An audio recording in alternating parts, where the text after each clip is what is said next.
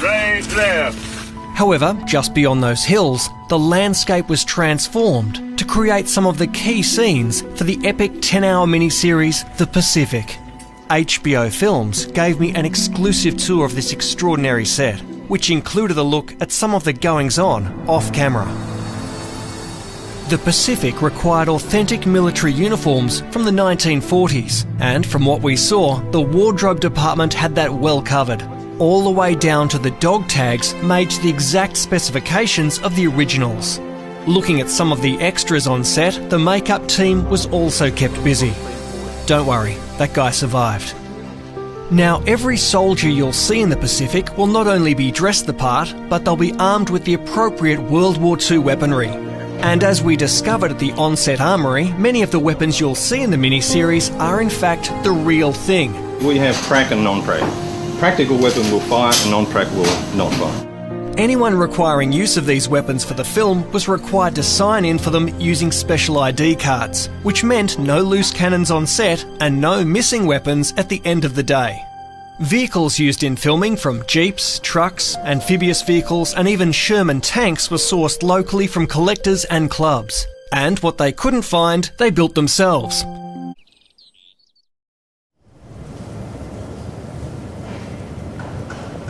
The routine was pretty much the same most days. Report to production, then straight into wardrobe where you got changed into uniform, followed by makeup, then breakfast. If there was no rush on, we'd usually hang around wardrobe for a while, bugging the production guys to find out what was happening, shooting the breeze, goofing around.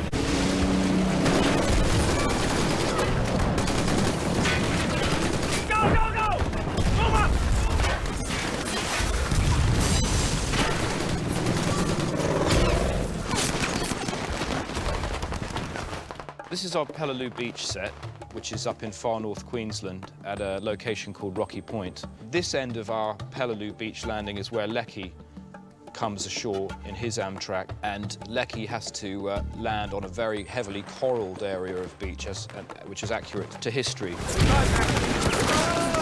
gotta get off of me! Lecky!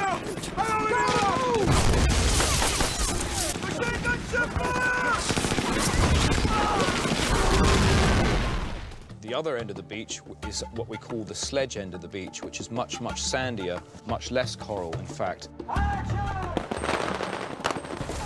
What I've wanted to do with Sledge's landing is to give you about 3 or 4 minutes of actual time that he experiences on that beach, knowing that the battle was going on before he landed and will rage on for hours after he's passed from the beach on into the airfield, so that the audience can identify with his experience and share the fright.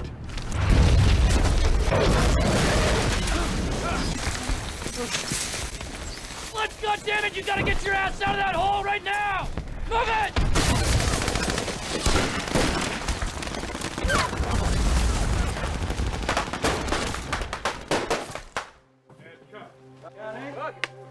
We're trying to prepare this stretch of land for Peleliu, the beach of Peleliu, which is one of the worst engagements which Marines had to face in their Pacific campaign. The beach that we're actually filming on is very sandy, so we have to build all our coral and dress that into the location as well. Also, you can see that we have a fortified bunker on the Lecky end of the beach, which is angled to strafe the beach as the soldiers come ashore.